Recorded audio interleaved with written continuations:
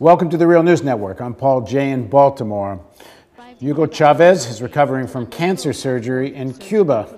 And while he was recovering, his party swept state elections in Venezuela. Now joining us to talk about this is Gregory Wilpert.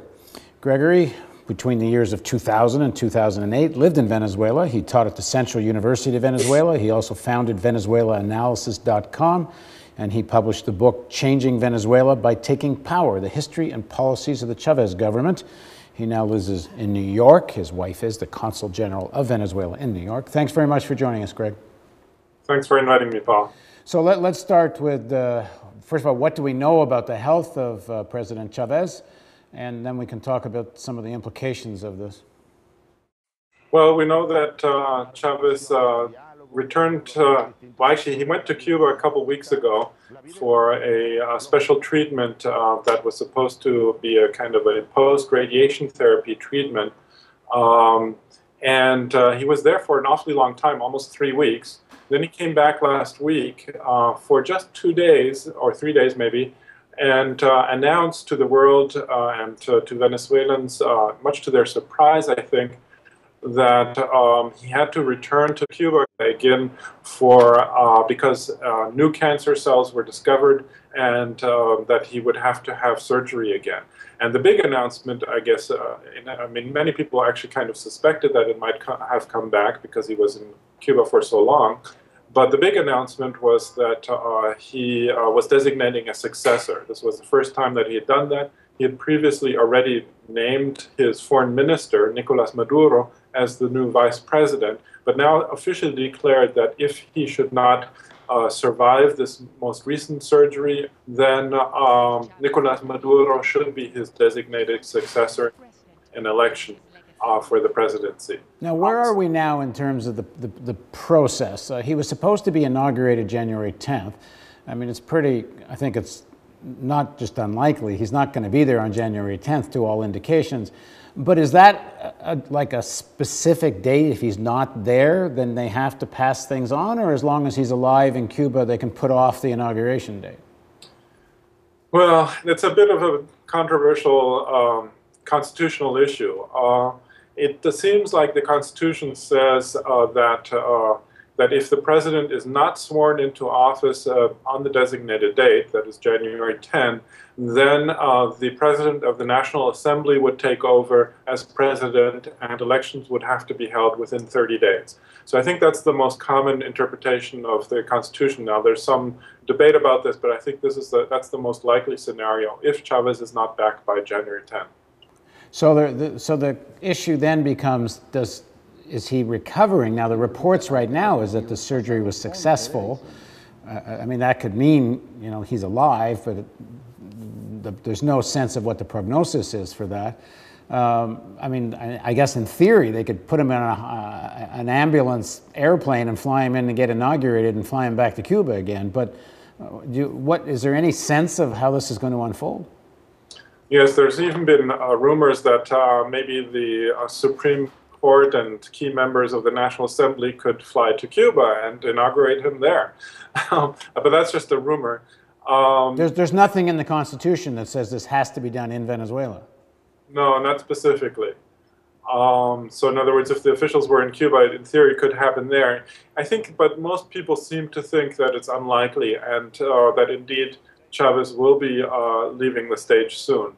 That is kind of the sense that I have, and most people that I've spoken to seem to have. That one way or the other, assuming he survives, that he's in for a fairly, you know, long recovery and not in a position to be the president, so that Maduro will likely take over and that there will be elections. You think that's the likely scenario now?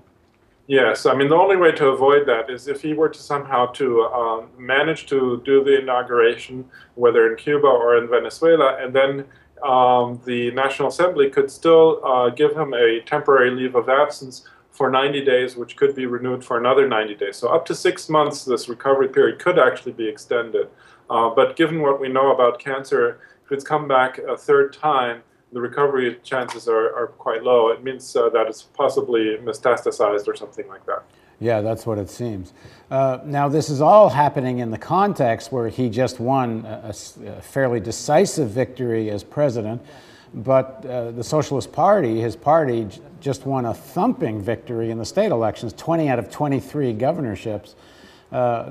So talk a little bit about the context of all this, because when you read now about it, the opposition seems to be in complete disarray. Yes, it does, although it has one silver lining, which is that its presidential candidate, Enrique Capriles Radonsky, won a pretty substantial victory in his state. He won re-election as governor of the state of Miranda.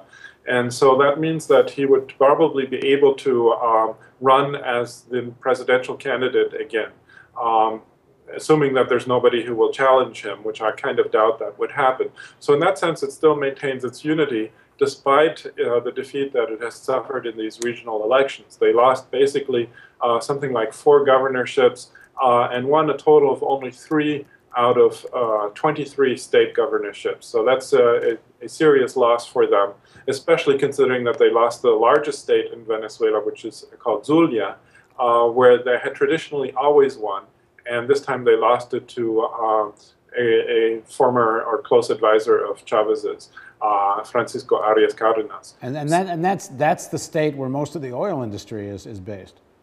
Yes, indeed. So it's an important state strategically and in terms of population and of its location, yes. And how do you explain that they won this time when it's been traditionally an opposition stronghold? I think there are a variety of explanations. One of them is that the elections were to a large extent local. That is, the opposition had tended to run the incumbents who had lost a lot of their popularity because they've been governing for a long time. So that was one problem. There's at least 3 major states where the opposition had governors. They were running for the 3rd time or 4th time, and they just had worn out their welcome. So that was one factor. Another factor is that it's close to the holiday season. Many people have gone on vacation, and particularly people who tend to vote for the opposition tend to travel more and might not have been around. So that's another factor. And then, of course, there's a sympathy vote for Chavez, which I think was also an important factor. So all of that combined was not good for the opposition. And in general, the victory of the Socialist Party seems to be, you would think, a vote in support of Maduro, in the sense this vote takes place with people well aware of Chavez's condition, and they know Maduro is going to lead the party, Socialist Party, be the candidate afterwards, after Chavez. Yet they vote for all the state governments this way. So it sounds like Venezuela's ready for Maduro to become president. Perhaps, although I think each candidate will be evaluated on their own merits, and so we'll have to see if it translates to Maduro himself. I mean, I think, of course, there would be a significant boost for Maduro just because Chavez designated him as a successor, but he doesn't have the same level of charisma that Chavez had, and so it will be a closer race, I think, for him to win the presidential election than it was for Chavez. And what, in terms of policy and approach to the Venezuelan economy and foreign policy and such, does Maduro have a distinct point of view of his own, or is he essentially going to be a successor to the policies of Chavez? Well, all indications are that he would be a successor of Chavez's election. That is, of Chavez's policies. He would definitely follow in his footsteps in almost every way, since he was such a loyal follower previously. And in terms of the control of now 20 out of 23 state governments, what does that mean going forward in terms of, assuming Maduro does win, then what does that mean in terms of the progress of the Bolivarian revolution? Well, it is certainly a boost if, let's say, Maduro were to win, because, for one thing, not having these state governorships in opposition hands denies them opportunities to build local leadership, or even national leadership. And that's certainly something that they've been lacking all along in these Chavez years. And so that's certainly going to make it more difficult for the future. And of course, then also it's clear that, having governors of the same party as the president also helps in terms of implementing the policies The governors have substantial amount of power in Venezuela and can create obstacles for the implementation of national policies, and they can certainly help if they're of the same party. So in terms of those two factors, both as terms of political strategy, it's going to be a good boost, but also in terms of policy implementation. All right, well, thanks very much, Greg, and we'll talk more soon when we know whether there's going to be another election soon in Venezuela. Thanks for joining us. Sure, my pleasure. And thank you for joining us on the Real News Network.